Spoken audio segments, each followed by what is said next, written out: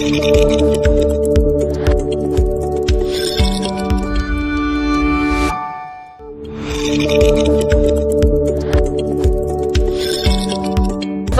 terkasih, sekarang saat ini saya bersama keluarga Pak Pahan. Nanti lebih jelasnya perkenalan dari beliau dan keluarga. Kita ingin berbincang sebentar tentang kehidupan keluarga, keseharian, dan secara khusus di tahun Santo Joseph ini, Bapak, Ibu, dan Frans. Baik, terima kasih Pastor. Kami keluarga saya Whitley Parkorasan Pak Pahan, istri saya Chandra Ratna Simanjuta, dan anak kami Franciscus Pisel Wijang Pak Pahan. Rumah tangga kami tanggal 13 Desember 2021 ini genap berusia 22 tahun. Tadi sudah diperkenalkan Bapak, Ibu, dan anak itu. Nah, sekarang mungkin Pak ya, dari 7 semangat hidup Santo Joseph, karakter pribadinya itu, apa kira-kira yang Bapak Ibu hidupi atau ini cocok untuk kami dan tetap harus dikembangkan gitu? Yang pertama memang ya yang taat itu satu juga, seorang bapak yang taat. Kami definisikan dalam hidup kami sekarang, apalagi saya rasanya taat itu lebih baik, terlebih juga ketaatan kepada Allah. Artinya kalau kita taat kepada Allah, ya, yakinlah bahwa segalanya itu akan terpenuhi dan segalanya itu akan berjalan dengan sesuai adanya.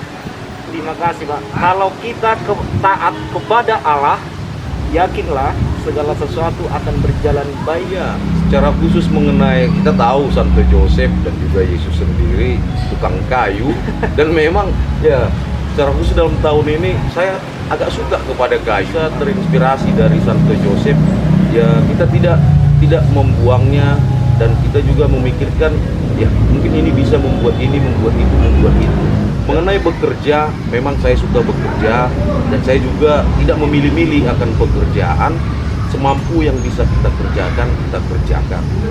Dan rasanya kalau tidak ada pekerjaan itu, tidak ada kegiatan itu, rasanya pikiran pun jadi terawang-awang. Jadi alangkah baiknya entah apapun aktivitas, kegiatan, dan pekerjaan, baiklah kita bekerja.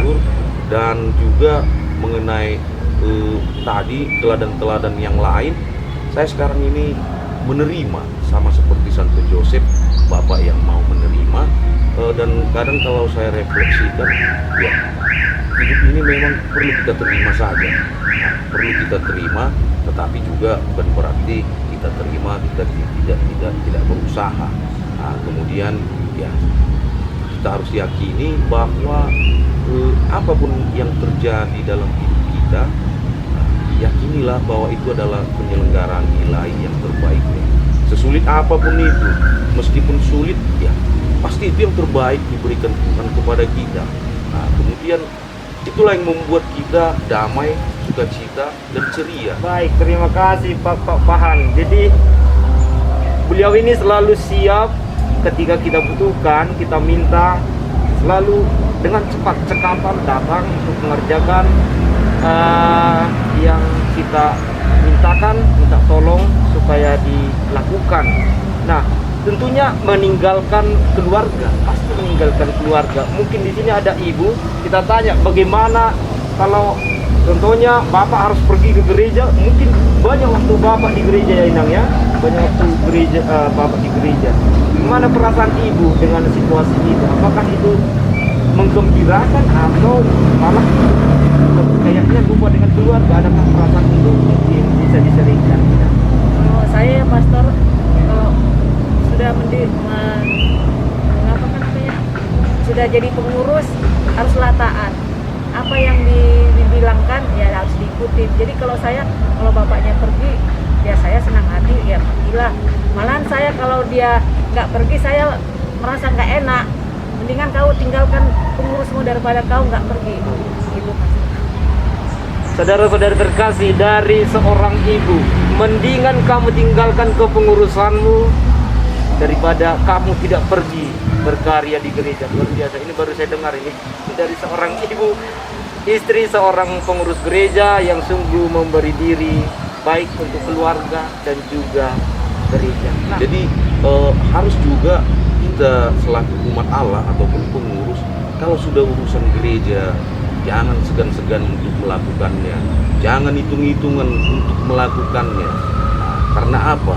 Karena memang jangan kita bertujuan nanti saya akan berbuat begini, saya akan mendapat berkat. Itu salah. Tetapi berbuatlah begitu karena kita sudah mendapatkan berkat lebih awal dahulu.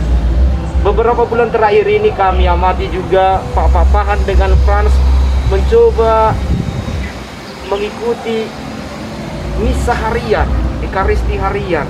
Kami cukup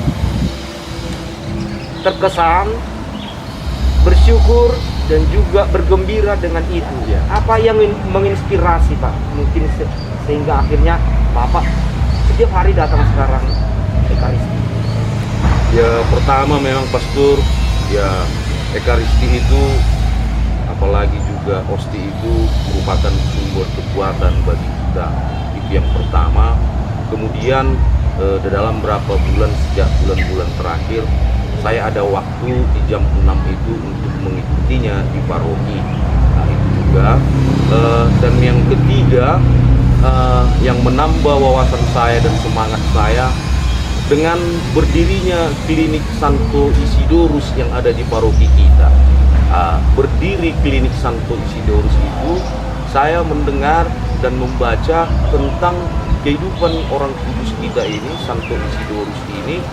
Ternyata dia seorang petani, dan sebelum dia berangkat untuk bertani ataupun ke ladang, yang selalu dilakukannya adalah mengikuti perayaan ekaristi setiap harinya. Dan memang betul si ibu ini memang mungkin teladan-teladan Bunda Maria juga sudah mulai dirasapi beliau. Betul seperti kata beliau tadi, dan selalu memang istri saya ini saya selalu sebut dia Bunda, Bunda dalam keluarga kami. Dia yang selalu mengingatkan kami, bahkan misa ini pun dia yang selalu mengingatkan kami. Gak bisa kalian.